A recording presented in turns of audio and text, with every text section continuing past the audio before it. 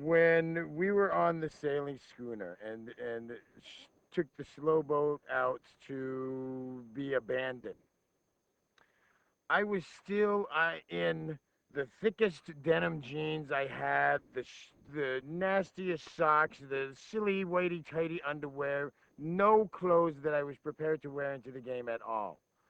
Um, I was not. I always thought that I would have that chance to change into my game clothes. And then he says, "Empty your pockets and get overboard." Just the swim in those thick pants and my boots and the unprepared, the just the idea of it all, I was not ready for. I was not ready at all for. By the time I had kicked my way into shore, I was dead. My teammates look at me like, "Oh my God, we got a fat old man on our team that can't do anything." Which at the time was fine. I didn't want to show him any strength. I didn't want to show him anything. I was not ready at all. I was not prepared. I had the Balboas in my hand and some sunglasses on my head. I totally forgot about them, and they were gone as soon as I jumped into the water. They were gone. Um, my energy was done as soon as I got out of the water. Done. And my wife and I had been preparing for weeks on what kind of game clothes I would have. The Gore-Tex socks, the Gore-Tex quick dry underwear that gave you a little bit of leg, my pants that were just the ultra thin but long pants that were quick dry. Luckily, I had just a t-shirt, at least a tank top on, which is what I wear every day of my life, and I feel very comfortable in. Even in wintertime, I sweat in the winter. I like a tank top. That was the one saving grace I had was my shirt.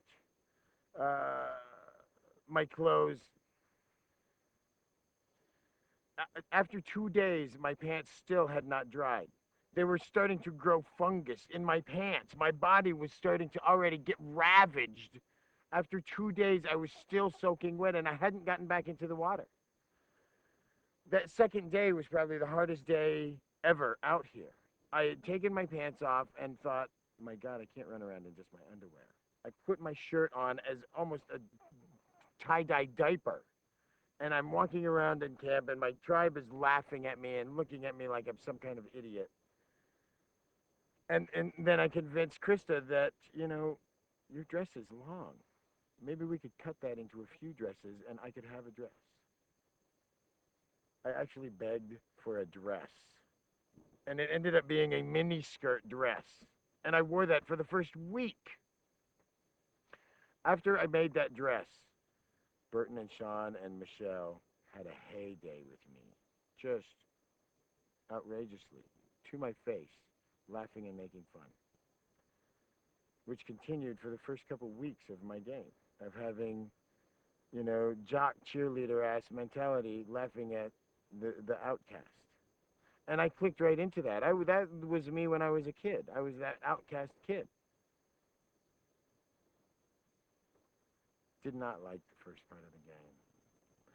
Did not like the first part of the first 2 days. It was my hardest time ever. I sat out the second night and sat on a log and cried for my family and cried that I was there. And I felt like I was not fitting in.